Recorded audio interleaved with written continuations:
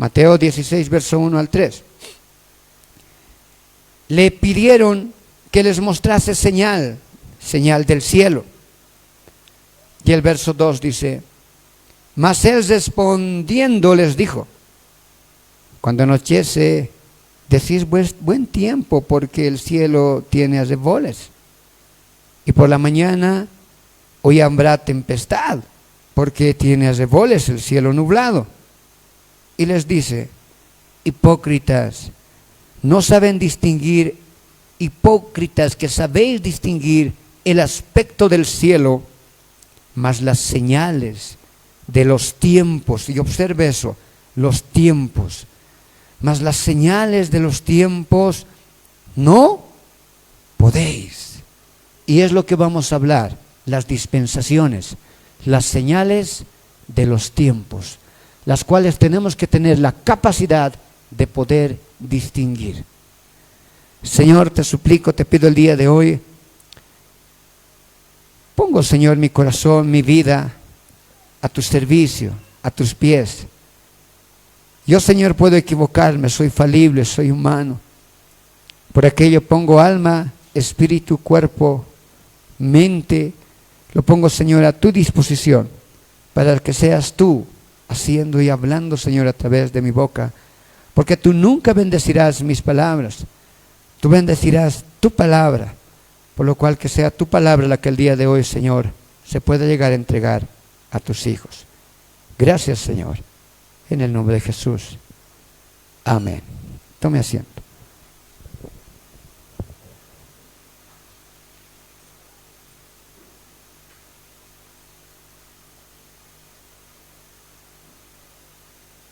Ya. Entonces aquí tenemos un aspecto interesante. Le preguntan al Señor: danos una señal, y el Señor le dice: ustedes son unos hipócritas, no se pueden dar de cuenta, están nublados, están cegados. Hipócritas que no sabéis distinguir el aspecto del cielo, que sabéis distinguir el aspecto del cielo, más las señales de los tiempos. Y vea eso cómo habla en plural, las señales de los tiempos, y es lo que vamos a hablar, porque dispensación nos va a ayudar a entender esta palabra. Dispensación implica tiempos, los tiempos. Mas las señales de los tiempos no podéis. Voy a leer primeramente un pequeño concepto de lo que es la dispensación. Concepto de dispensación. Dice: forma de interpretar los propósitos de Dios a través del tiempo para con la humanidad. Forma de interpretar los propósitos de Dios a través del tiempo para con la humanidad. Vamos a irnos a la base bíblica, porque alguien puede decir: pero ¿dónde está la palabra dispensación en la Biblia? Porque hay otros que no creen. La anterior semana hemos visto todas las posturas que existen, ¿verdad? Y aún las escuelas de donde han nacido las posturas. Y varias de esas escuelas, por supuesto, niegan lo que viene siendo la dispensación. Y nos dicen: ¿dónde está esa palabra en la Biblia? ¿Cómo podemos sustentar aquello? Y vamos a irnos a Efesios, vamos a poner la base bíblica para la enseñanza del día de hoy. Vamos a irnos a Efesios capítulo 1, verso 9 y 10. Efesios capítulo 1, versos 9 y 10. Esa va a ser nuestra base bíblica. Usted va a observar cómo en la Escritura existe la palabra dispensación y está directamente, estrechamente pegada, trabaja en conjunto con la palabra tiempos. Entonces son tiempos. Vamos a buscar Efesios capítulo 1, verso 9 y verso 10. Esa es nuestra base bíblica. Cuando alguien le diga, le mencione alguna situación que no crea en esto, las 7 edades, las 7 dispensaciones, le puede leer estos versículos. Mire lo que dice el verso 9 y 10. Esto es lo que Cristo hizo. Con su muerte y resurrección aquí en la tierra, se abrió paso a este escrito. Dice así: dándonos a conocer, Cristo nos dio a conocer el misterio de su voluntad, según su beneplácito, porque Él es soberano, el cual se había propuesto en sí mismo, escuche esto, de reunir todas las cosas en Cristo, en la dispensación del cumplimiento de los tiempos. Así las que están en los cielos como las que están en la... A ver, vamos a leer todos el verso 10. Desde unir todas las cosas en Cristo, en la dispensación del cumplimiento de los tiempos, así las que están en los cielos como las que están en la tierra, los cielos, todo está bajo una dispensación de los tiempos. Todo es el gobierno humano. Se llama el gobierno humano. El gobierno humano. Ya vamos a ir viendo. Todo esto está planificado, estuvo en un plan del Señor. El ser humano lo ha ido viviendo. El cuarto se llama la promesa.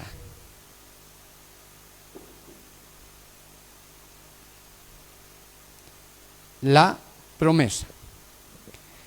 La quinta dispensación es la ley. La ley. La sexta dispensación es la gracia. Es en la que estamos viviendo actualmente. Bendito sea el Señor. Y la séptima dispensación se llama el reino milenial.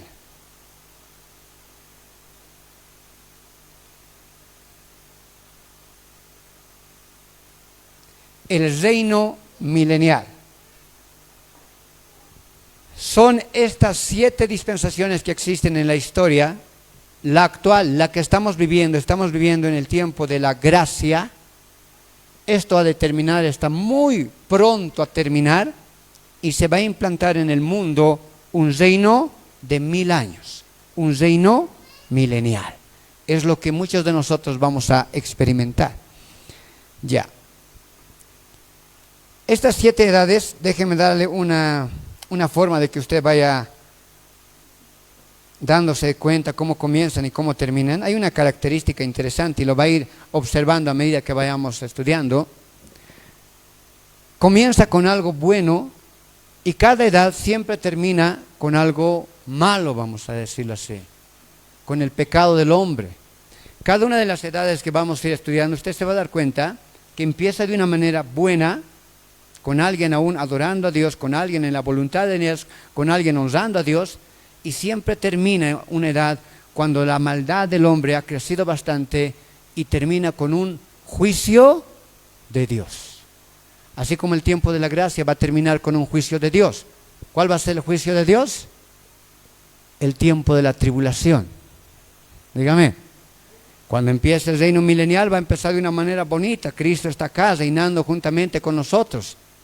Va a terminar ese reino milenial de una forma terrible. Otra vuelta con la maldad del ser humano y el juicio de Dios en el gran trono blanco, o bien el lago de fuego.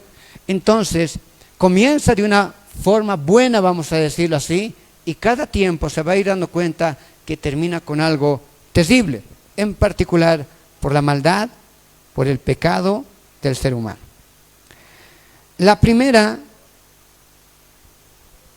El primer tiempo, la primera dispensación, comienza en Génesis. Voy a ir dibujando, vamos a ir con calma, quiero que usted aprenda este tema. La primera comienza en el Génesis, capítulo 1, verso 26. Capítulo 1, verso 26.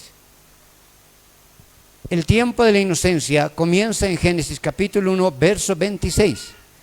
Y termina en Génesis capítulo 3, verso 24. Ahí termina. Comienza en Génesis capítulo 1, verso 26 y va a terminar en Génesis capítulo 3, verso 24. ¿Está bien? Ahí comienza. Empezó con la creación del hombre y termina con el juicio y la expulsión de Adán y Eva del jardín del Edén por el pecado cometido. Entonces, la primera dispensación comienza aquí, con la creación del hombre. Avanza por un tiempo, pero esta termina. ¿Cuándo termina? Con la expulsión de Adán y Eva. Cuando Adán y Eva fueron creados con la inocencia. Ellos no tenían maldad o tenían maldad, sino directamente tenemos que decir que Dios creó la maldad. No es así. Porque Eva fue fácilmente engañada, se dice. Alguien que tiene maldad no le puedes engañar. Le engañas a alguien que tiene inocencia. Porque Eva fácilmente aceptó lo que dice la Escritura, que la serpiente se le acercó y le dijo: come de este árbol y tendrás y conocerás muchas cosas. A la final no le mintió, porque era el árbol de la ciencia del bien y del mal, e iba a despertar su conciencia, iba a conocer muchas cosas. ¿Por qué fácilmente aceptó? Porque fueron creados en inocencia, así como un niño. ¿Un niño es inocente o no es inocente? La Biblia dice: hasta que no es joven recién, la maldad nace en él. Al principio hay inocencia en su corazón, en su vida. Por ejemplo, si viene un niño de este tamañito, pequeño, y yo le digo: ¿sabes qué? Es inocente, ¿está bien? Y yo le digo: ¿sabes qué? Si metes tus dedos en el enchufe, tu cabello choco te vas a volver. ¿Me puede creer, no? Sí. Va a correr el niño: ¡ay, yo quiero ese choco! Va a decirse, hermano. ¡Sas! Va a meterse, hermano. La inocencia no perdona la maldad, no perdona el pecado, voy a decirlo así. Porque el niño mete los dedos al enchufe, se va a dar un cortocircuito, hermano. Sus pelos más que chocos se van a enrular, hermano. Hay una consecuencia de su acto, pero lo hizo en inocencia. Pero aunque sea en inocencia, existe una consecuencia. Pero eso no se asume que el niño sea malo. Él es inocente. Por eso se habla que la serpiente, y la Biblia lo dice, la engañó. Dígame, la engañó, aprovechando la inocencia que aún tenían ellos en sus corazones. ¿Sabe por qué Satanás fácilmente engañó a una tercera parte de los ángeles? Porque los ángeles también tenían inocencia en ese momento. Cuando cayeron aquí a la tierra y se convirtieron en demonios, conocieron la diferencia entre el bien y el mal. Pero en allá solamente es la adoración a Dios, no existe maldad. Porque Dios no crea nada con maldad, en esencia. Los ángeles también tienen inocencia en su corazón. Ya. Entonces, por eso se llama un tiempo de inocencia. Es un tiempo en el cual el hombre y la mujer, Adán y Eva, tuvieron una inocencia y tenían una directa conexión para con Dios. ¿Está bien? Estaban directamente conectados a Dios porque el Espíritu de Dios se movía en la presencia. En ese tiempo de inocencia, el Espíritu de Dios estaba con el ser humano. Eso ya lo he enseñado en algunas ocasiones. El Espíritu de Dios estaba con el ser humano. Pero lastimosamente algo triste sucedió. Pero antes de hablarles de aquello, el tiempo en el cual terminó esta primera era, déjeme decirle que no fuimos creados para maldad. Fuimos creados todos nosotros para cosas buenas. Dígame. Vamos a buscar Isaías. Isaías 43:7 vamos a buscar. Ahí vamos a leer el corazón de Dios, y con ese versículo el Señor nos va a hablar y nos va a decir para qué nos ha creado. ¿Para qué te ha creado a ti? ¿Para qué me ha creado a mí? En realidad tenemos que volver a este tiempo de la inocencia. Cuando nos vayamos con el Señor, ¿nos vamos a ir con maldad o sin maldad? Sin maldad. Vamos a volver a un tiempo de la inocencia. Tenemos que regresar, esto es cíclico, tenemos que volver un día. Aquí, por ejemplo, Adán y Eva no comían animales, no existía la muerte. Se alimentaban solo de las plantas, de los árboles, de los frutos que el Señor dice: todo árbol del huerto podéis comer. No había la muerte. Bendito sea el Señor. No es el tema, pero cuando hablemos un poco de lo que viene siendo, a ver, la evolución, por ejemplo, ahí le puedo mostrar de dónde nacen Por ejemplo, se dice que al principio las rosas no tenían espinas. Ahora las rosas tienen espinas, ¿no? Se dice que al principio, en el tiempo de la inocencia, no tendrían que tener espinas, porque no había de qué tendrían que protegerse. Porque era inocente, no había de qué protegerse. ¿En qué momento le nacieron? Dice, cuando llegó la maldición del hombre, espinos y cardos te dará. Y todos ahora lo único que queremos es protegernos. Desde los animales hasta el ser humano, ahora queremos protegernos. Velamos por nosotros mismos. Ha habido un cambio terrible. El pecado ha cambiado por completo la naturaleza del hombre y de la creación. Ya. ¿Para qué hemos sido creados? No fuimos creados para maldad, porque fuimos creados en inocencia. Isaías 43:7 dice, vamos a leer, dice, todos los llamados de mi nombre, para gloria mía los he creado, los formé y los hice. Y nos formó del polvo de la tierra a su imagen y semejanza. ¿Para qué nos formaste? Para la gloria de Dios. Bendito sea el Señor. Todos los llamados de mi nombre, para gloria mía los he creado. Para eso nos ha creado, para la gloria suya. Ahora vamos a estudiar un poquito este versículo. La palabra llamados dice todos los llamados. La palabra llamados viene del hebreo cara, con acento en la última A, en la segunda A, cara. Y significa intimar, intimidad, invitar, invocar. Una intimidad viene de esta palabra, cara. Significa invocar, significa intimar.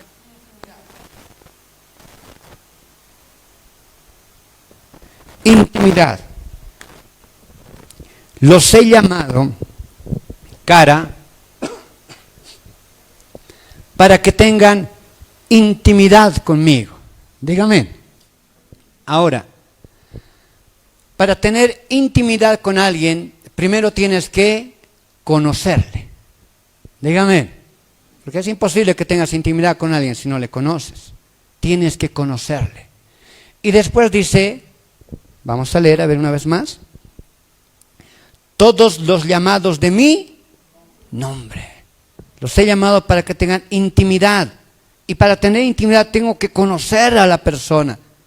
Y en este caso, ¿a quién tengo que conocer? Dice, a mi nombre. Para conocer quién es Dios. ¿Quién es Yud, Hei, Bat, Hei? Las 4 letras, el tetragramatón. ¿Quién es Dios? Para conocer quién es Dios.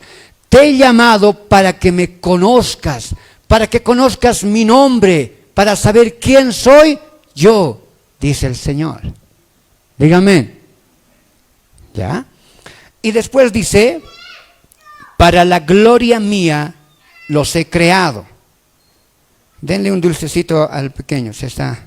Los niños se fatigan siempre, hermanos, cuando estamos. Los mayores van a resistir, pero los niños siempre se van a fatigar. Eso es comprensible. Está bien. Ya. Todos los llamados de mi nombre, llamados, cara, intimidad. Para tener intimidad tengo que conocerlo. ¿Qué tengo que conocer? El nombre de Dios. ¿Quién es Él? ¿Qué? Me preguntarán, ¿quién me está enviando? ¿Qué les responderé? Yo soy el que soy. Para conocer a Dios. Después dice, para gloria mía los he creado. La palabra gloria viene del hebreo kavod. Kavod significa honrar. ¿Ya? Viene del hebreo kavod. Significa honrar. Los he creado para tener intimidad con mi nombre, que me conozcan quién soy yo. También los he creado para que me honren. Honrar. Para nosotros la palabra honra en nuestra cabeza puede tener un concepto diferente en este tiempo. En la antigüedad, una de las mejores formas de honrar a alguien era componerle una alabanza, componerle una canción. A los hombres de la historia, una forma de honrarles, o la máxima forma de honrarles, era componerle canciones. Eso era algo natural en la antigüedad. Hay un cántico en la Biblia, dice, Saúl mató a 1000. ¿Qué dice después? David a sus 10,000. ¿Por qué componían eso? A sus héroes. La forma de honrarles era alabarles, componerles alabanza. Saúl mató a 1000, David a sus 10,000. Y Saúl se enojaba, ¿no? ¿Cómo es posible? Pero era la forma, para honrar se cantaba alabanza, se componía canciones. Y está en ese contexto, porque esta escritura data de hace más de 3,500 años. Está en ese contexto. Entonces, por definición, aquí está diciendo que nos ha creado para la gloria, para que le cantemos alabanzas, para honrar su santo nombre. Díganme.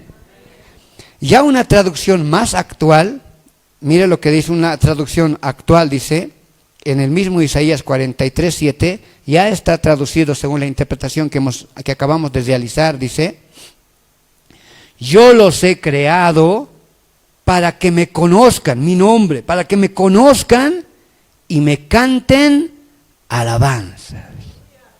Bendito sea el Señor. Eso es algo maravilloso. Para eso hemos sido creados. No hemos sido creados para cosas malvadas, sino para conocer quién es nuestro Creador, nuestro Salvador, nuestro Hacedor. Y una vez que lo conocemos, una alegría tan grande nace en nuestro corazón que no hacemos más que alabar su santo nombre. Para eso hemos sido creados.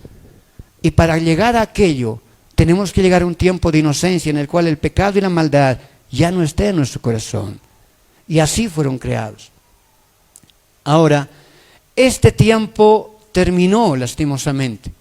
Terminó con la expulsión de Adán y Eva en Génesis 3:24. ¿Por qué? Porque por la desobediencia. Ellos desobedecieron. Sí había un mandato. Aunque eran inocentes, la inocencia no perdona.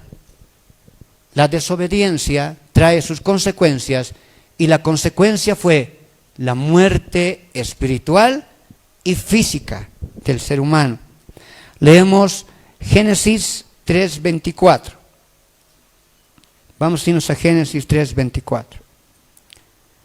Me gusta también lo que dice Primera de Juan, yo lo voy a leer, 4:8. El que ama, el que no ama, no ha conocido a Dios, porque Dios es amor. Una forma de saber si tú estás honrando a Dios, estás teniendo intimidad con Dios, es que aprendas siempre a amar a tu hermano, a protegerlo, a cuidarlo, a estar con él. Por eso el segundo mandamiento más importante es amarás a tu prójimo como a ti mismo. Gracias, hermano. Ya. Entonces en Génesis 3:24 termina esta primera dispensación. Dice, y vea cómo va a ir terminando, con un juicio. Todas las dispensaciones terminan así, con un juicio.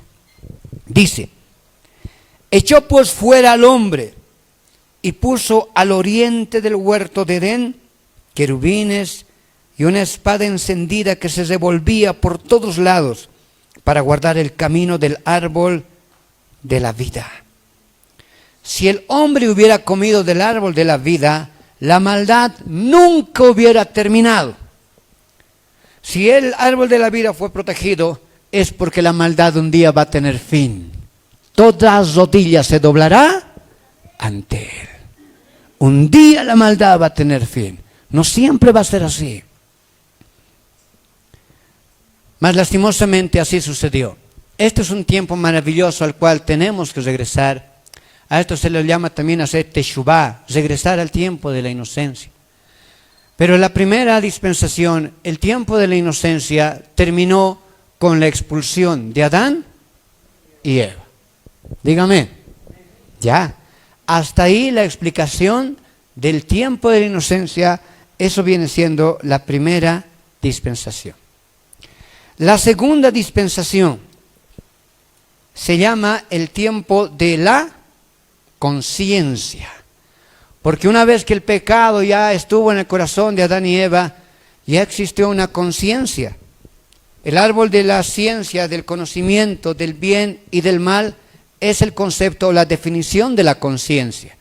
La idea de la conciencia es que nosotros podemos diferenciar entre lo que es bueno y lo que es malo. El árbol de la ciencia, conciencia del bien y del mal. Es lo mismo. Entonces, una vez que el hombre comió del árbol que se le dijo no iba a comer, su conciencia se despertó. Ya sabía qué era bueno y qué era malo. Y ahí comienza una situación que, bueno, que la tenemos desde el principio, pero ahí abunda un poco más lo que ya es nuestro libre albedrío. Ahí nosotros decidimos, cada quien decide. ¿Qué es lo que va a hacer? Es algo que aún nosotros tenemos. Esto comienza en el Génesis 4:2. Este tiempo, el tiempo de la inocencia, comienza en Génesis capítulo 4, verso 2.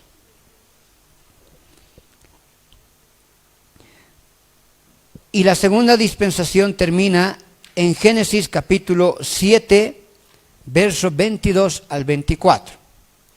7, verso 22 al verso 24. Ahí termina la segunda dispensación.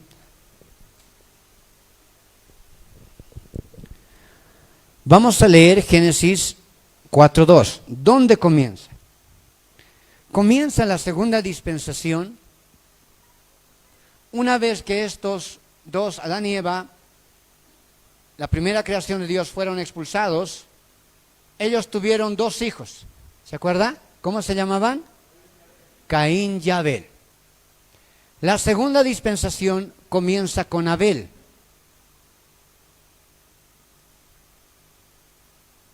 Ya. La segunda dispensación comienza con Abel, con el nacimiento de Abel. Porque Abel representa algo muy hermoso. Representa el principio por el cual Dios creó al hombre. Conocerle y honrarle. ¿Y qué hizo Abel? Abel quiso conocer a Dios y le honraba. Dígame. Entonces, otra vuelta comienza el Señor a hilvanar el principio de la creación. Porque para eso fuimos creados, para conocerlo, para adorarlo, para honrarlo, para alabarle. Y la representación inmediata es Abel. Con Abel comienza la segunda dispensación, el tiempo de la conciencia. Vamos a leer Génesis 4:2. Bendito sea el Señor. Dice así: después dio a luz a su hermano Abel, y Abel fue pastor de ovejas, y Caín fue labrador de la tierra. Y aconteció andando el tiempo que Caín trajo del fruto de la tierra una ofrenda a Jehová, y Abel trajo también de los primogénitos de sus ovejas, de lo más gordo de ellas. Y miró Jehová con agrado a Abel y a su ofrenda, pero no miró con agrado a Caín y la ofrenda suya. Y se ensañó Caín en gran manera, y decayó su semblante. Quiere decir, cambió de carita, se enojó, hermano. ¿Cómo es posible? Dijo, ¿no? ¿Cómo es posible? Caín es la representación de la conciencia. Con que Dios ha dicho. No es que muchos tienen esa idea de que es que Caín ha traído una ofrenda pequeña, mientras que Abel ha traído pues el principal, el corderito más gordo. No es tanto esa la idea, hermanos. Esa es una idea más subjetiva del catolicismo nomás. La traducción o el texto no dice eso, solo dice que los dos trajeron una ofrenda. ¿Está bien? Una es una ofrenda humana y la otra es una ofrenda de obediencia a Dios. Ya en el capítulo 2, cuando el hombre se ve desnudo con la mujer y dicen, el Señor viene a buscar, ¿dónde estás, Adán? Me escondí. ¿Por qué te escondiste? Porque estaba desnudo. ¿Se acuerda? La desnudez es el símbolo del pecado, la vergüenza que da el pecado en el ser humano. Entonces, lo primero que Dios hizo es, dice, matar al primer animal y con el cuero del primer animal, y ahí se entiende que pudo haber sido un corderito, Con el cuero de ese animal hizo delantales para el hombre y para la mujer. Dígame. Ahí cubrió su vergüenza, su desnudez, ya preludiando lo que un día sería, que el Cordero de Dios cubriría la vergüenza, el pecado del ser humano. Pero desde ahí ya existía el mandamiento: si te quieres acercar a mí, haz lo que yo hice. ¿Qué? Tiene que haber una ofrenda. ¿Y qué va a ser la ofrenda? Un corderito.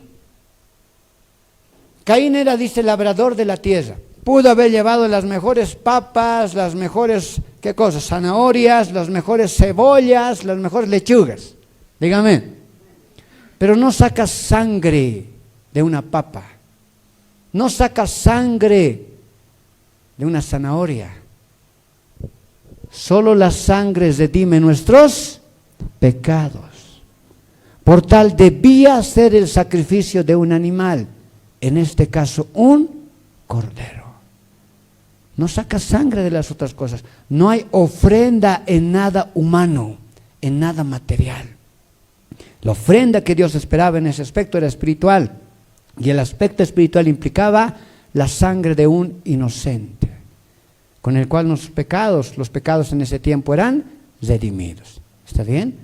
Y eso nos muestra que con Abel comenzó eso: el querer conocer a Dios, la obediencia a Dios, el respeto a Dios, la adoración a Dios.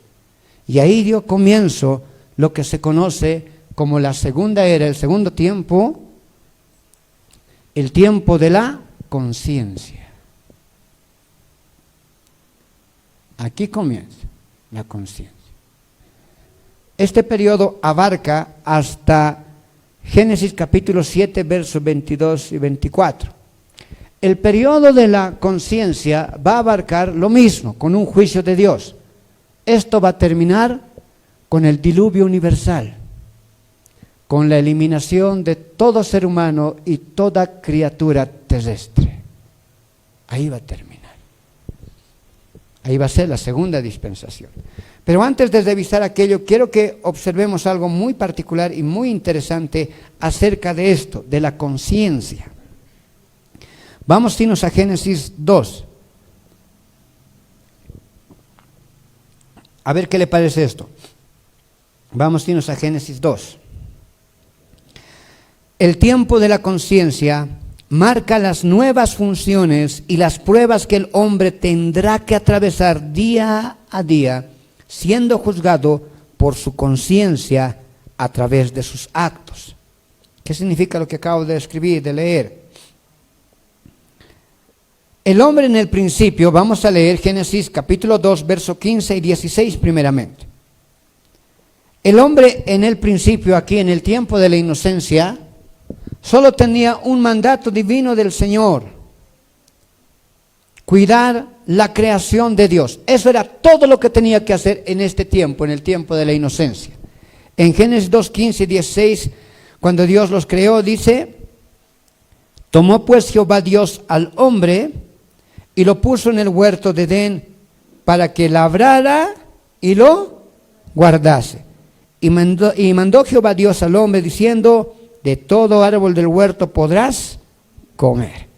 Entonces, la única función en ese tiempo del ser humano era esa, el de poder cuidar la creación de Dios. Pero se va a dar cuenta algo interesante, que en el tiempo de la conciencia muchas de esas cosas ya cambian. Y empieza Dios a ponerle conciencia de muchas cosas. Vamos a irnos a Génesis 3, vamos a leer del verso 14 al 19.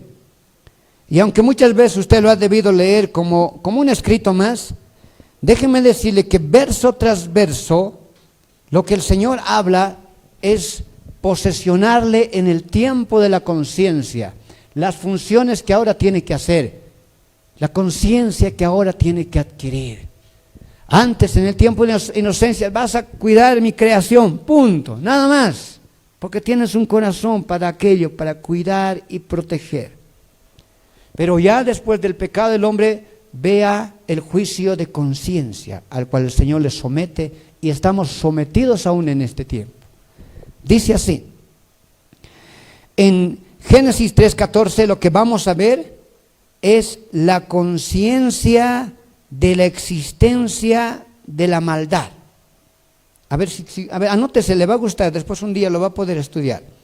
Génesis 3:14 hace referencia a la conciencia de la existencia de la maldad. El primer tiempo termina con la expulsión, pero ya estaba dicho lo que iba a pasar con el ser humano después que ellos comieron del fruto que no debían comer.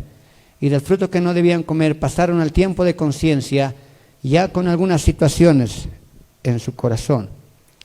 Entonces Génesis 3:14 representa la conciencia de la existencia de la maldad, diciendo: y Jehová Dios dijo a la serpiente. ¿Quién es la serpiente? El diablo, Satanás. Por eso dice la serpiente antigua, que es diablo y Satanás. ¿Está bien? Aquí les hago una pregunta. Adán y Eva, antes de pecar, ¿conocían la existencia de Satanás? Ah, qué interesante, ¿no? ¿Conocían o no conocían? No conocían. Por eso aún fue más fácil que los engañara. Ellos no tenían el concepto de la maldad, porque es un tiempo de la inocencia. No conocían la existencia de Satanás, fueron fácilmente engañados. Pero después del pecado, la conciencia de la existencia de la maldad se formó en ellos. Mire lo que dice 3:14.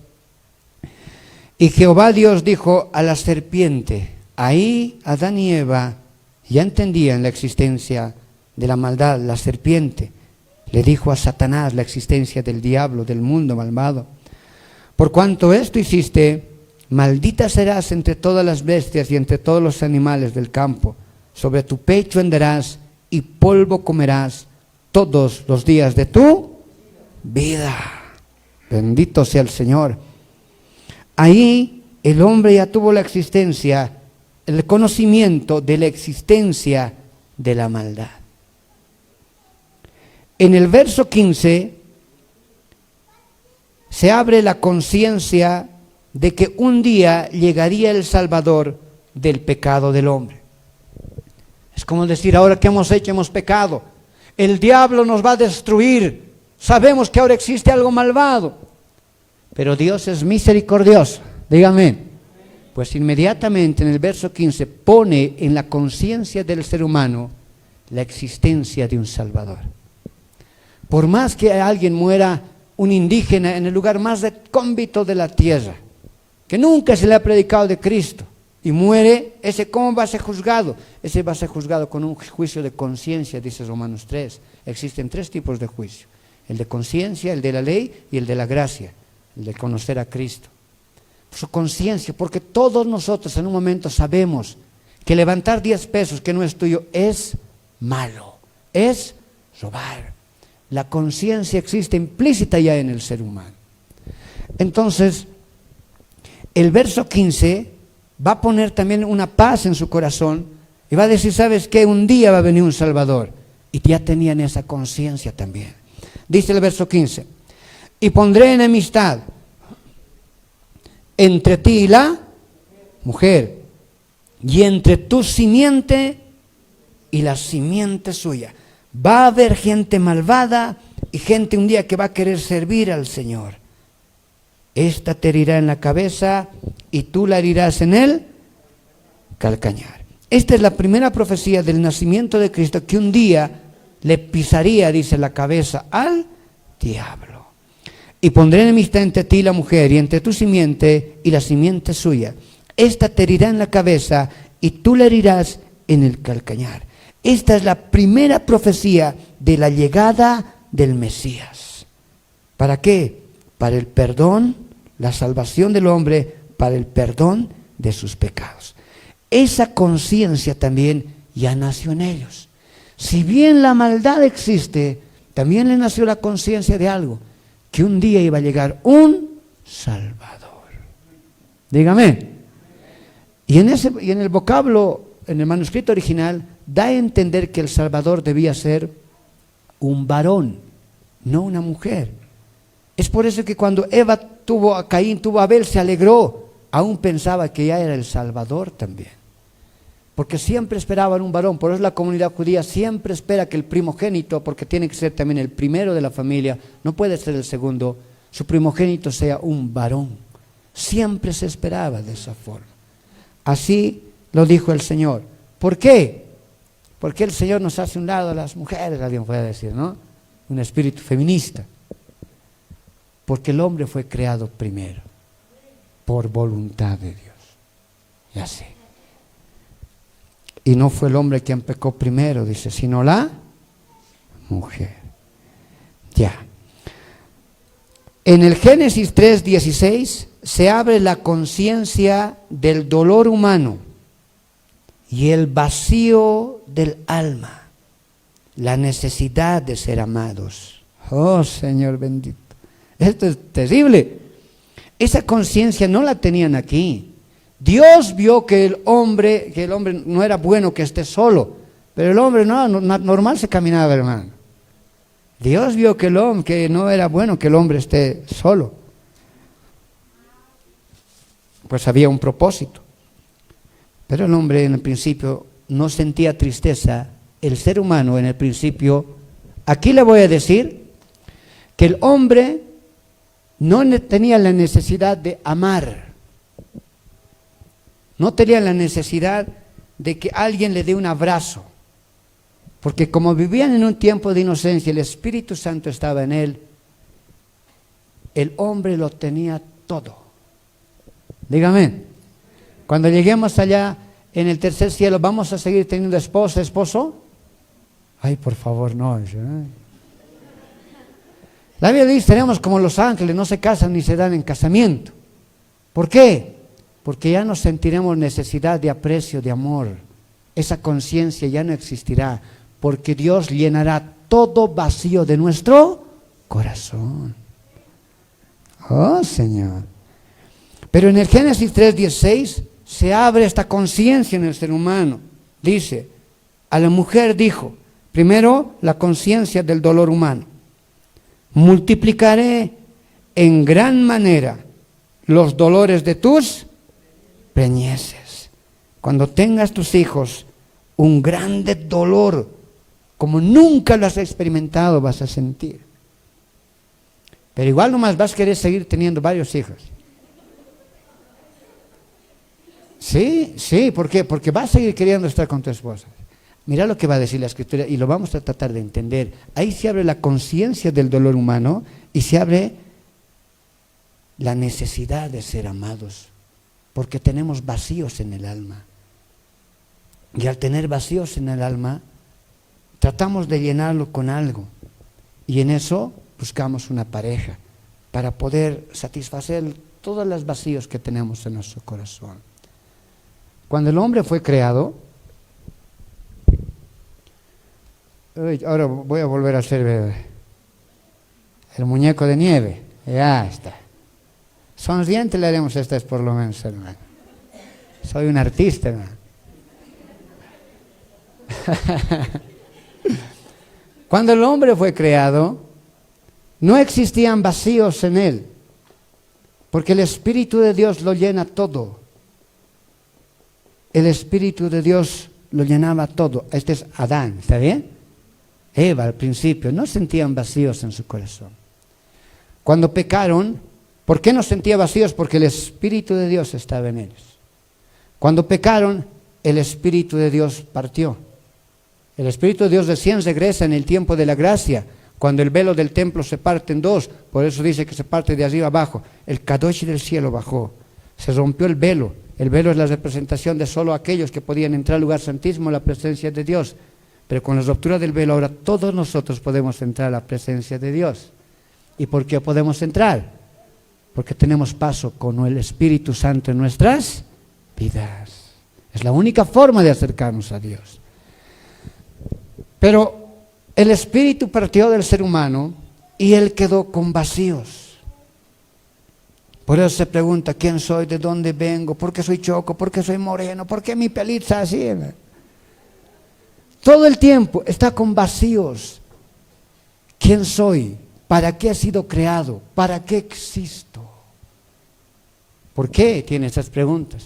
Porque el ser humano en sí mismo está vacío. Tiene vacíos en su alma. Pero al principio no era así.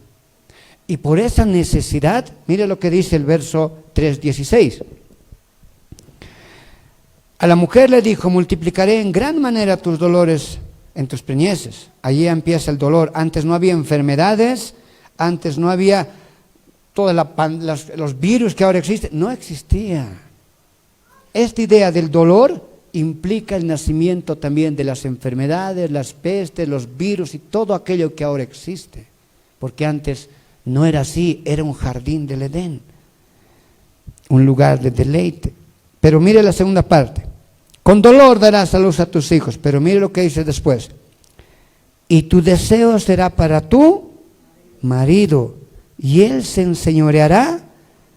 Quiere decir que aunque sabes que va a haber ese dolor, vas a seguir teniendo la necesidad de estar con alguien. Que aunque sabes que te va a hacer sufrir, te va a maltratar, vas a seguir teniendo la necesidad de estar con alguien. Estoy hablando en este tiempo tanto para el varón como para la mujer, ¿está bien? Pero en un momento dado el varón siempre se va a querer enseñorear de ti, porque es más fuerte. Y siempre se va a querer estar por encima de ti. Y aunque tú sepas eso, igual vas a seguir estando con él. ¿Por qué? Por el vacío que tenemos, la necesidad que tenemos. Eso es algo natural, ¿está bien? Por eso la psicología dice que somos seres biopsicosociales. Hay una necesidad implícita en el ser humano de estar con alguien, de sentir afecto. Eso llena vacíos. Otros llenan sus vacíos con cosas que no convienen, bebida, juegos, cosas inmorales. Todos son vacíos, dolores del corazón. Por eso cuando el Espíritu de Dios llega en una persona, dice, lo transforma. El que bebía, ya no bebe más. Dígame. El que robaba, ya no roba más. ¿Por qué? Porque el que roba, con eso voy a ser feliz. Esto me falta. Y va, ¿no? Y se saca algo. Cuando lo tiene, no me hace feliz. Aquello parece que me va a hacer feliz. Y va y lo roba. Tampoco soy feliz. Pero cuando el Espíritu de Dios llega a tu vida, el que robaba no roba más, porque ya no siente ese vacío en su alma, en su corazón. Ya siente, es muy diferente. Ya no quiere solo recibir, tiene la capacidad de dar. Tiene la capacidad de dar. Entonces, el tiempo en la conciencia se ha abierto todo aquello, y es todo aquello lo que ahora el ser humano vive. En el verso 17 al 19 vamos a observar tres aspectos. Del 17 al 19 vamos a observar la conciencia de la desobediencia, nace la conciencia, que la desobediencia a Dios trae consecuencias. Y hay una conciencia en el ser humano que si desobedece a Dios, un día traerá consecuencias. También nace la conciencia, las pruebas que día a día debemos enfrentar y la realidad que solo somos polvo y nada más. Del verso 17 al verso 19 vamos a observar aquello, las consecuencias de la desobediencia a Dios. Ya existe una conciencia de aquello que tenemos que atravesar, que esta es una vida dura. Eso ya tiene que existir en tu conciencia y es una realidad que día a día lo vemos. Pero también existe la conciencia de algo. No toda la vida vas a ser joven, no toda la vida vas a ser fuerte, porque del polvo fuiste tomado y al polvo vas a volver. No somos gran cosa, hermano. Mira lo que dice. A ver, esa conciencia ya ha nacido. Dice, y al hombre dijo, por cuanto obedeciste la voz de tu mujer, mire, la desobediencia a Dios, no me has obedecido a mí, has obedecido a tu mujer y comiste del árbol que te mandé diciendo no comerás de él. Mire, el tiempo de la prueba, una consecuencia del pecado. Maldita será la tierra por tu causa. Con dolor comerás de ella todos los días de tu. Esta es una vida dura ahora. No es una vida sencilla. ¿Quién puede levantarse y decir, pastor, sencillo es todo para mí? Bendito sea el Señor. No va a ser. Y eso tenemos que tener conciencia. Jesucristo mismo nos dijo, en este mundo tendréis aflicción, pero siempre nos levanta. Confíen en mí, yo voy a estar con ustedes.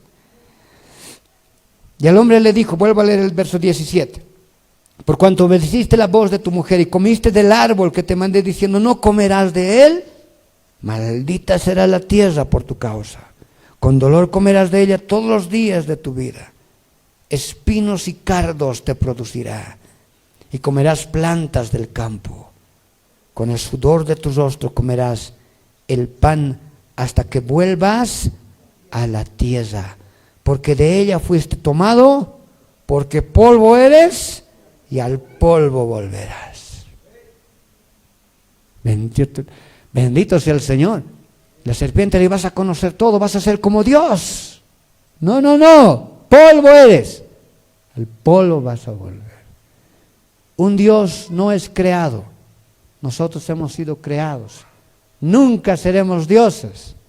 Esa idea es extraña. En este tiempo es un tiempo de apostasía, usted va a escuchar todo, hermano. Somos como Él es el rey, nosotros somos príncipes, somos hijos de Dios, somos pequeños dioses, dicen. Esos pequeños dioses de arcilla puede ser, de qué más, de estuco. Pero no es. La realidad es que del polvo fuimos tomados y al polvo vamos a volver. Ahí empieza la conciencia que esta vida será dura, que en realidad un día vamos a morir. ¿Quién no tiene la conciencia que un día va a morir? La realidad es que si Cristo no viene antes, la conciencia de que un día vamos a partir nace en nosotros. Los jóvenes no piensan todavía en estas cosas. Amén. Los que ya han sobrepasado los 40 años, ya un poquito lo empiezan a pensar, hermanos. Los de 50, 60, ya la resignación está. Hay cosas que ya van a llegar a nuestra conciencia que son naturales. Dígame, ¿sí o no? Estoy mintiendo. Eso ahí, del Génesis 14 hasta el 19, toda la conciencia del ser humano, y con todo eso los expulsó del jardín del Edén. Y nace el tiempo de la conciencia del hombre.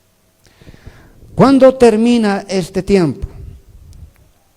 La segunda dispensación termina en Génesis capítulo 7, verso 22 al 24. Vamos a leer. Busque Génesis 7, del 22 al 24. Bendito sea el Señor. La palabra del Señor es maravillosa. Ya. Esto va a terminar con la muerte. En el diluvio de Noé sucedió la muerte de todos los seres humanos, de los animales terrestres, y aún desaparecieron muchas plantas que en su tiempo el Señor había creado. Ya.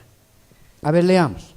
Dice, Génesis 7, 22 al 24 vamos a leer. Dice, todo lo que tenía aliento de espíritu de vida en sus narices, por eso digo todo lo terrestre, todo lo que había en la tierra murió. Así fue destruido todo ser que vivía sobre la faz de la tierra, desde el hombre hasta la bestia, los reptiles y las aves del cielo, y fueron raídos de la tierra, y quedó solamente Noé y los que con él estaban en el arca. Y prevalecieron las aguas sobre la tierra 150 días. Con el diluvio de Noé, el diluvio universal vamos a colocar, o el diluvio del mundo, el diluvio de Noé, como quiera entenderlo, ahí termina Noé, la representación del diluvio. Ahí termina la segunda dispensación, el tiempo de la conciencia.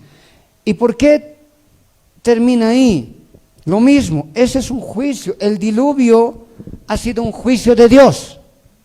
Porque en Génesis capítulo 6, mira, este ya es el 7, esa es la consecuencia.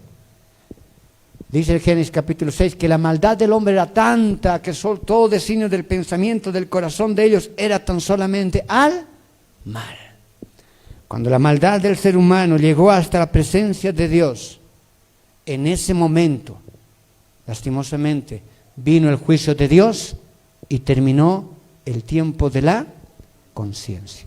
Aunque el hombre va a continuar con su conciencia, va a pasar otro tiempo. Vamos a entrar a una tercera dispensación. No quiere tener tristezas en el alma, no quiere tener vacíos existenciales, vacíos en el alma. Simplemente acepte de todo corazón a Cristo como Señor y Salvador. Y Él restaurará todo en su vida. A veces no será sencillo, es un proceso. Pero si usted se pone en las manos de Dios, ese proceso lo va a poder superar, porque lo que Dios comienza, Él mismo también lo va a terminar. Hubo un predicador que decía, la depresión es un pecado, decía.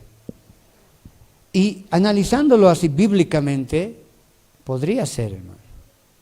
¿Por qué? Porque si el Espíritu está en ti, la consolación, porque es un espíritu de consolación, la consolación siempre debería estar en ti. Y la idea de ser deprimido es que no encuentras consuelo, no encuentras salida a tu situación. Es el tiempo de orar, es el tiempo de ayunar, es el tiempo de acercarse al Señor cada día más. Son tiempos finales. Ya. La tercera dispensación se llama el gobierno humano. El gobierno humano. Ese comienza en un punto. Voy a colocar primero los versos. La tercera dispensación comienza en Génesis 8:20. Génesis capítulo 8, verso 20 al 22. Y va a terminar en Génesis 11:9. Génesis 11:9. Ya.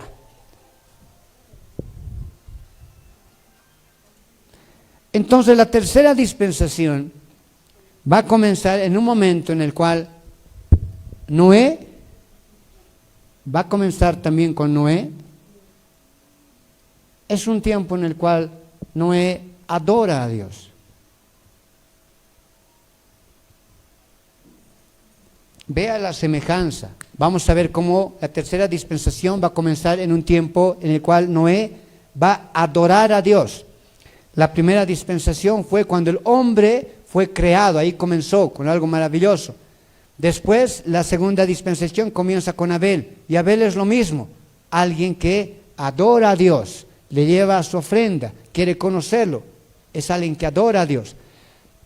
La tercera dispensación comienza de esa forma también. Como le dije, comienza con algo muy bonito, pero termina con la desobediencia del hombre, cada una de las dispensaciones, y así en un juicio de Dios. Vamos a leer Génesis 8:20 al 22. Ahí comienza la tercera era, la tercera dispensación. Dice, y edificó Noé un altar a Jehová, y tomó de todo animal limpio y de toda ave limpia, y ofreció holocausto en él. Vea, como Noé va y ofrenda al Señor, ofrece holocausto al Señor en el altar. Hizo un primer altar Noé. Oh Señor, esa ciudad aún existe. Se ha encontrado lo que fuera ese primer altar que hizo Noé. A ver si un día vemos ese documental. Sería hermoso. 21 y 22 dice, y percibió Jehová olor grato, y dijo Jehová en su corazón, y vea cómo es un cambio total de tiempo, dice, no volveré más a maldecir la tierra por causa del hombre, porque el intento del corazón del hombre es malo desde su juventud. ¿Qué quiere decir? No va a volver a Dios a anegar la tierra, no va a traer otra vuelta un diluvio. ¿Por qué? Porque la realidad es que el corazón del hombre es malo, pero va a decir desde su juventud. Por eso que un niño aún tiene el periodo de la inocencia, un niño aún se puede ir al cielo si muere niño, se puede ir con Dios. Un niño está en otro plano espiritual que nosotros. Ya, verso 21, 8:21. Y percibió Jehová olor grato, y dijo Jehová en su corazón: no volveré más a maldecir la tierra por causa del hombre, porque el intento del corazón del hombre es malo desde su juventud. Hay otra traducción que dice desde la adolescencia. Por eso se habla que desde los 10, 12 años ya existe una maldad en su corazón. Ni volveré más a destruir todo ser viviente como he hecho.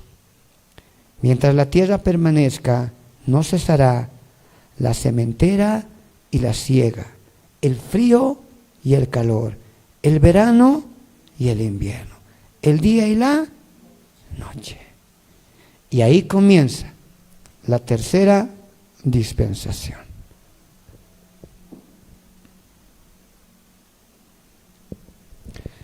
La tercera dispensación es un tiempo, se llama el del gobierno humano.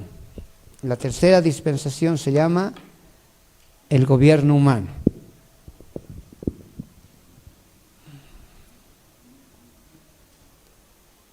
El gobierno humano. Ya, esa es la tercera dispensación, el gobierno humano. Termina en Génesis 11:9. Vamos a leer Génesis 11:9. Entonces comienza cuando Noé hace un altar y adora al Señor después del diluvio universal, del diluvio de Noé, del diluvio del mundo, del anegamiento de la tierra. Noé se levanta y hace un altar a Dios. Ahí Dios habla y se nota cómo empieza otro tiempo. Esto termina, se llama el gobierno humano, cuando el Señor ve que el hombre edifica una torre, ¿se acuerda? Él se llama la torre en Babel, la torre de Babel. Con la edificación de esa torre, una vez que la torre estaba siendo edificada, y ahí vamos aprendiendo dos cosas interesantes de la historia universal. Pero cuando se estaba edificando esa torre, Dios observó y vio y le dolió en su corazón, porque era un reto directo a Dios. Y confundió el lenguaje de todos. En la confusión del lenguaje de todos, los esparció, dice después, por todo el mundo. Ahí termina la tercera dispensación. Vamos a leer Génesis 11:9. Génesis 11:9. Dice, Génesis 11:9. Por esto fue llamado el nombre de ella Babel, porque allí confundió Jehová el lenguaje de toda la tierra. Y desde allí, y esta palabra se va a acordar, los esparció sobre la faz de toda la tierra. Ahí es el origen de todos los idiomas que el ser humano ahora habla, ha hablado y va a hablar. Ahí ellos obtenían un solo idioma y a través de ese solo idioma se comunicaban. Pero en ese momento Dios les dio otras lenguas, otros idiomas. Ya no pudiendo entenderse, se dispersaron por todo el mundo. Ahí termina otra era. Ahí hay un cambio terrible en toda la humanidad. Ahí termina. Se dice con la dispersión, desde allí los esparció sobre la faz de la tierra. Ya. Con la torre de Babel, vamos a colocar la torre de Babel.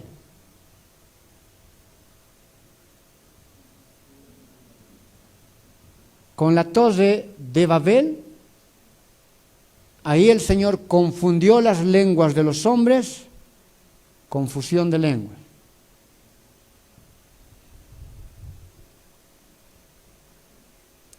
En el momento de la confusión de las lenguas de los hombres y los esparció por todo el mundo, ahí termina lo que viene siendo la tercera dispensación. Dígame, ¿se está entendiendo, hermanos? Saber estas cosas es bien interesante. Nos va a ayudar a comprender muchos aspectos, porque después vamos a ver qué tiempo estamos viviendo, hermanos. Y después qué tiempo se viene. Ya. Vamos a analizar un poquito qué aconteció aquí, qué sucedió.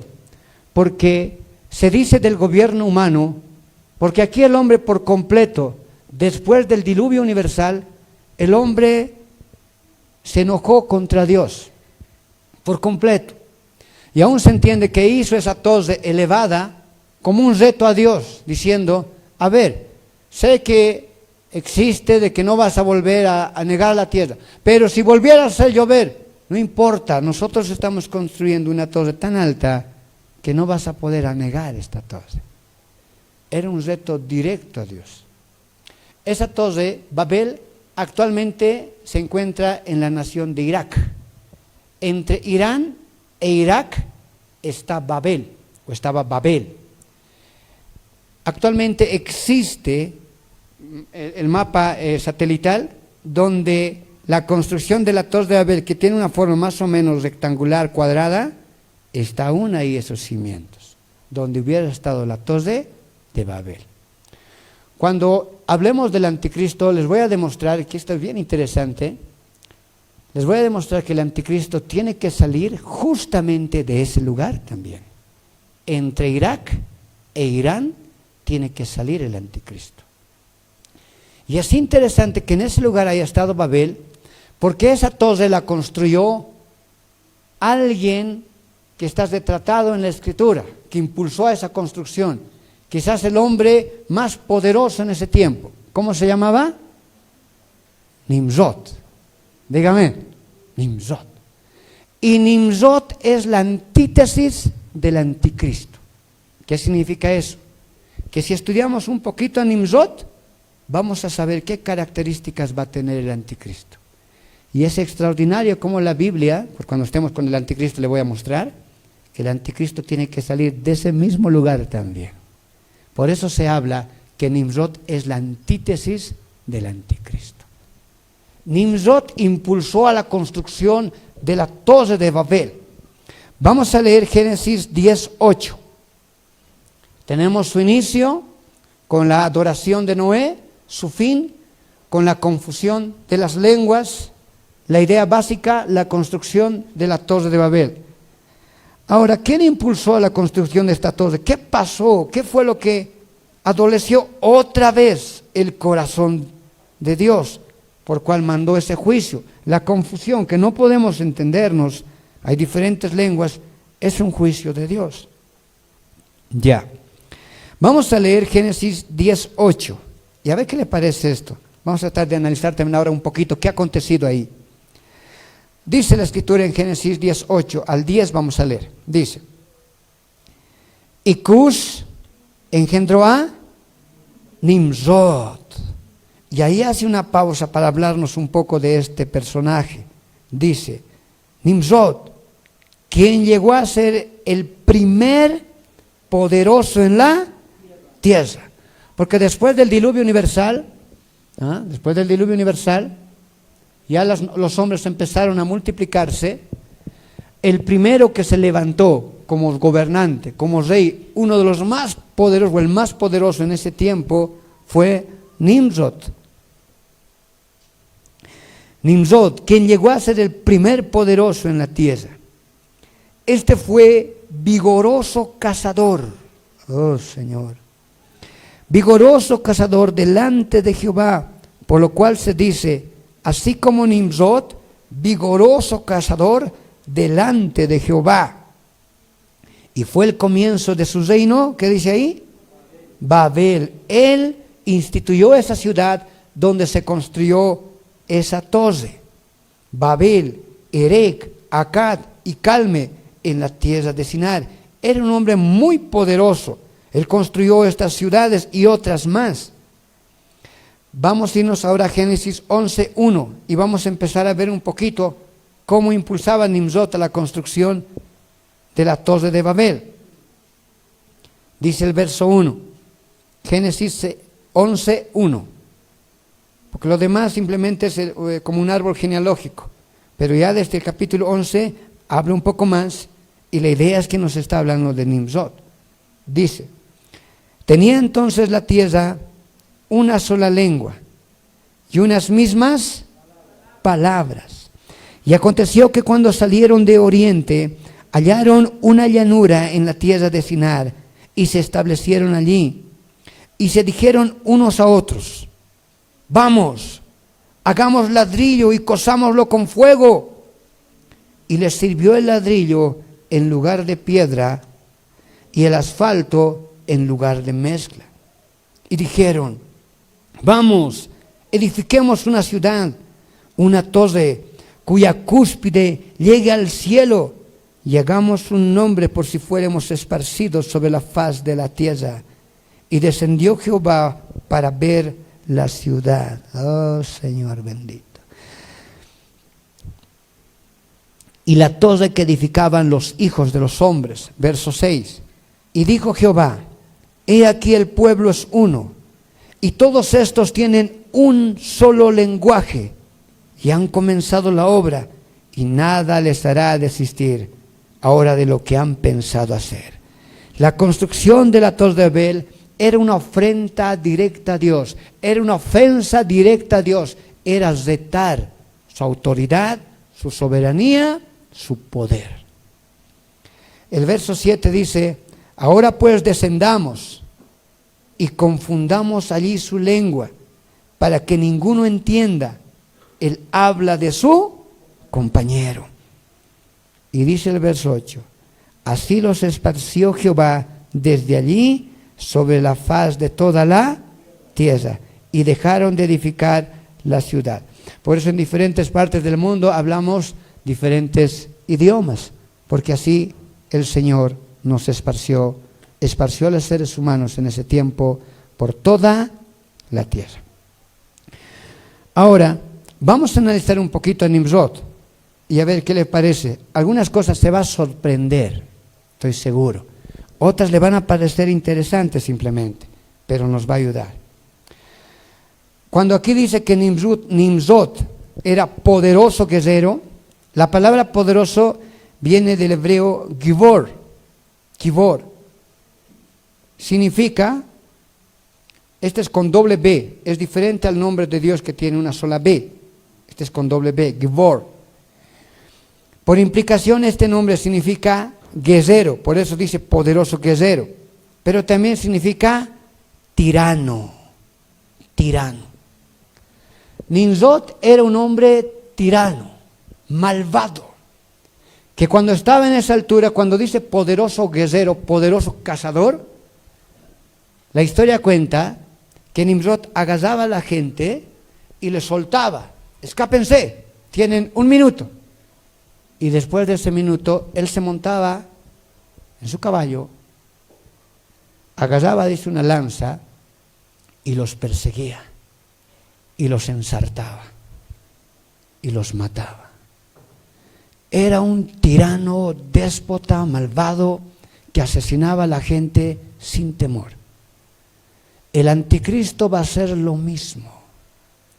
El anticristo va a agarrar a aquellos que no quieren obedecer a sus leyes y los va a degollar. Les va a cortar la cabeza. Los va a matar. Gloria a Dios que ninguno de ustedes va a estar aquí después del arrebatamiento. Dígame. Oh, bendito sea el Señor. Así sea en el Señor. Porque si no va a conocer a Nimrod, hermano. Y ese destruía todo. Ese pudo reunir a toda la gente del mundo, del planeta, por decirlo así, conocida, y les dijo, edificamos una torre. Ahí se habla de un gobierno mundial. Ese hombre es una antítesis del anticristo, porque el anticristo impulsará a un gobierno mundial. Una sola lengua, si existía una sola lengua, existía una sola moneda también.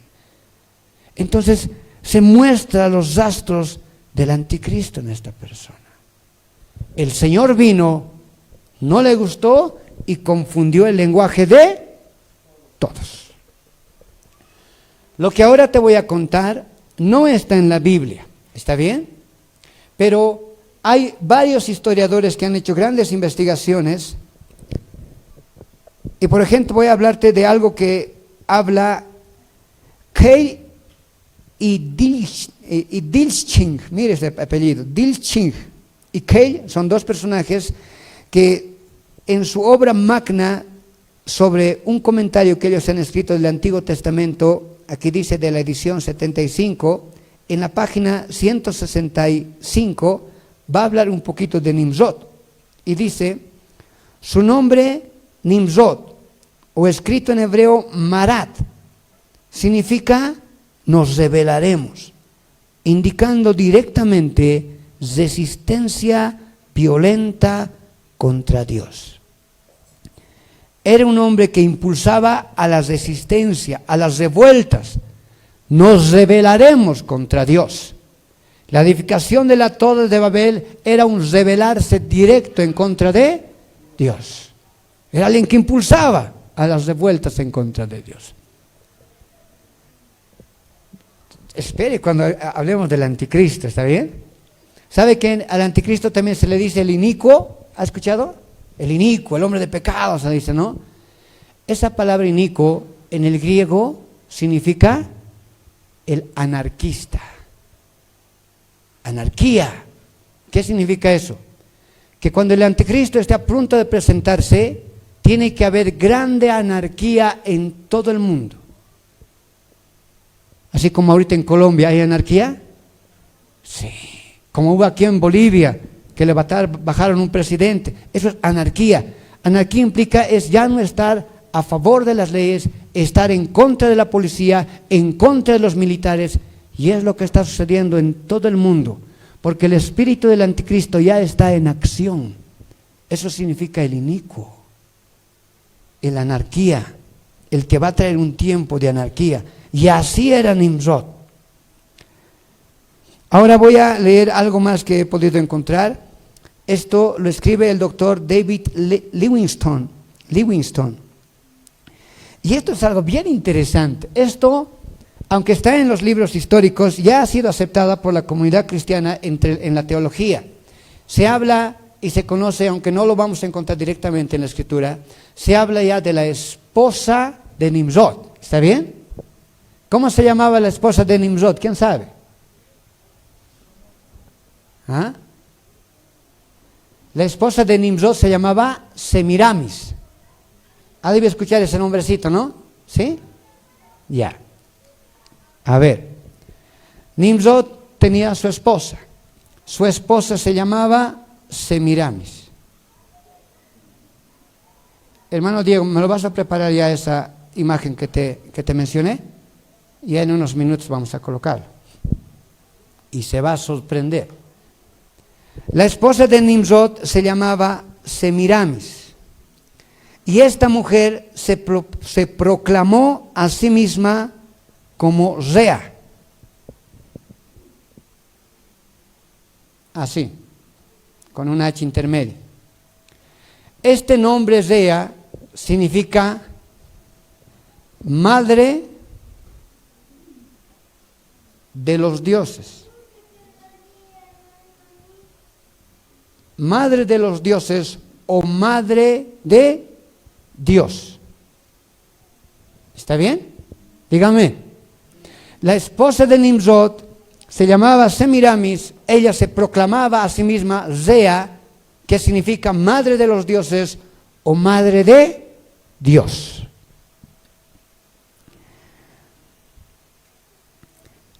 Es decir, madre de los dioses. Tomemos nota, madre de los dioses es un distintivo muy notable y común en los anales de la raza humana.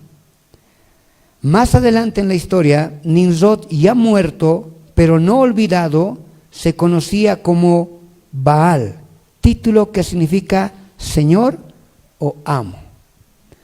Cuando ya Nimrod murió, a Nimrod se le empezó a conocer porque decía, su mujer decía, Nimrod no era un hombre común, Nimrod era un dios.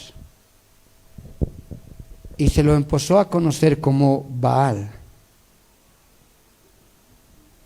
Baal. Nimrod es la personificación misma de Baal, del diablo. El anticristo ha de ser la personificación del mismo diablo también.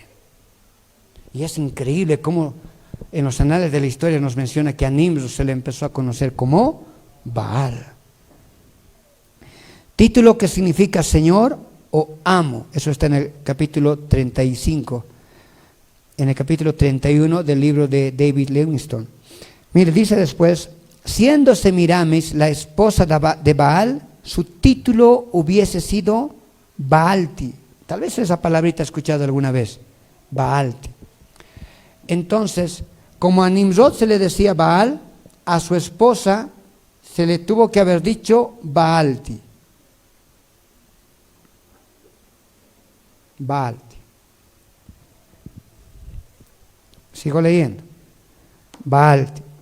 Título que significa Baal, título que significa Señor o amo, siendo Semiramis su esposa, tuvo que haber tenido el título de Baalti. Traducido al latín, escuche esto, Baalti significa mea domina.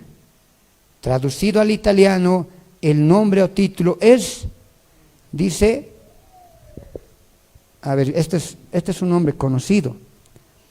Eso tendría que haberse traducido como mea domina. Y después mea domina se traduce como Madonna.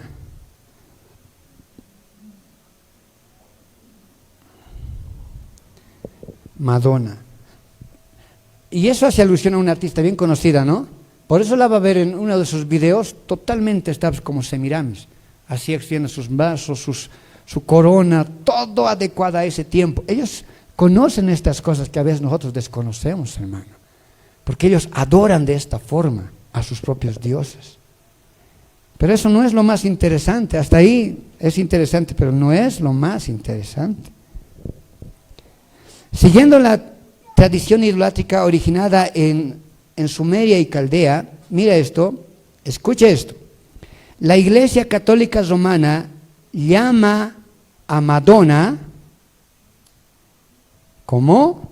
¿Como quién cree? Como María. Por eso la Iglesia Católica siempre dice que María es la madre de Dios.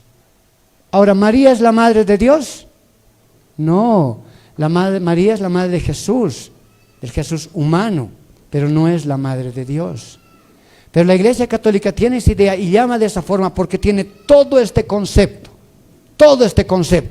Para ellos María es la Madonna, es Baalti, es la esposa de Nimrod, hermano. Por eso le dicen a María la madre de Dios. Ahora todavía ni siquiera quedó ahí. Así, prepáramelo la imagen, hermano. En un minuto te voy a decir. Ahí déjalo. Está muy bien. Ni siquiera es ahí. Semiramis después tuvo su hijo. Eso está en la Biblia, ¿está bien? Su hijo se llamó Tammuz. Cuando Tammuz nació, dijo Semiramis, ¿saben qué? Tammuz es obra de algo extraordinario porque yo nunca estuve con un hombre porque mi esposo murió y es así, un milagro su nacimiento. ¿Qué le parece? Y cuando Tammuz nació, lo empezaron a adorar como un dios porque también decía, Tammuz es la reencarnación de mi esposo Nimrod. ¿Ya? Y mire lo que va a suceder ahorita. Y ahorita va a entender esa imagen que le estoy mostrando. Desde ahí que Semiramis agarraba a Tammuz y lo agarraba de esta forma en su seno. ¿Está bien? Y de ahí que la Iglesia Católica nos trae la imagen de María agarrando a Jesús aquí en sus brazos, en su seno. Esa idea no es bíblica. Eso viene de culturas sumerias, de culturas babilónicas, de culturas totalmente apartadas de Dios. Tanto es así que esa idea de la madre y el hijo que tiene el catolicismo no solo está en ellos. Como el Señor dispersó, confundió las lenguas y los dispersó por todo el mundo, ahora vamos a ver la imagen, encontramos la misma imagen de la madre con el hijo en todo el mundo, porque Dios los dispersó por todo lado, pero ellos se fueron ya con la conciencia, con el conocimiento de que un día Semiramis les había dicho: mi hijo Tammuz, nosotros somos los dioses. Nimrod era un dios, y empezaron a adorar. ¿A quién? A Semiramis agarrando a Tammuz. No es María ni Jesús, es Semiramis y Tammuz. Por eso esa imagen se encuentra en todo el mundo. En Babilonia, la primera imagen puede ver, dice Semiramis y Tammuz. Ahí está, con su hijo, esa es su estatua. En Afrodita y Eros, eso es en Grecia. Ahí está la madre y el hijo. En la India, vea, igualito, la madre y el hijo. Ahí está Devaki y Krishna, la madre, María y Jesús. Todas esas ideas vienen de aquí. Venus y Cupido en Roma, la madre y el hijo. En Egipto, mire, la madre, misma imagen. Esos son Isis y Uros. Sus nombres nomás le han ido cambiando, pero sigue siendo la personificación de una idolatría que nació en esos tiempos. Diana y Atis, eso es en la Roma imperial. Hasta en China, la madre y el hijo, Xin y Mu. Y en el catolicismo, María y Jesús. Dígame, esto es real, esto es parte de la historia, eso es idolatría. Idolatría a estas dos personas, a Nimrod, que se creía Dios, el más poderoso, aquel que se rebeló en contra de Dios, y a Semiramis, que se declaró madre de Dios, madre de los dioses. Por eso que nosotros tenemos que tener mucho cuidado en escuchar a cosas que no convienen. Dígame, estudiar estas cosas nos da este entendimiento. Y para terminar, esto también, por ejemplo, nos puede hacer dar cuenta de algo. ¿Ha visto que hay pirámides en todo el mundo? Pirámides en los aztecas, pirámides en Centroamérica, en Sudamérica, en Norteamérica, en Europa, en Asia, en todo lado. ¿Se ha dado cuenta? Pero todas las pirámides tienen la misma forma. En Egipto todas son así, cuadradas, triangulares. Es una forma que mantienen aún la forma escalonada. ¿Por qué hay eso en todo el mundo? Viene de aquí. La Torre de Babel tenía esa misma forma. La Torre de Babel tenía, se supone, una forma así escalonada. Una pirámide, piramidal. Cuando Dios confundió el lenguaje de todos, la Biblia dice que los esparció por todo el mundo y se fueron con las mismas ideas. Por eso encontramos en todo el mundo a Semiramis y a Tammuz representados en sus dioses, y encontramos edificaciones de la Torre de Babel, pirámides en todo el mundo. Por eso es todo eso. Estudiar lo que vienen siendo las dispensaciones nos va a ayudar a conocer muchas cosas, muchas cosas. El Señor nos dé entendimiento para poder continuar. Dígame. El Ministerio Doctrinal Vino Nuevo te invita a sus reuniones dominicales a partir de las 9:30 de la mañana. Porque Dios escogió lo que no es para confundir lo que es.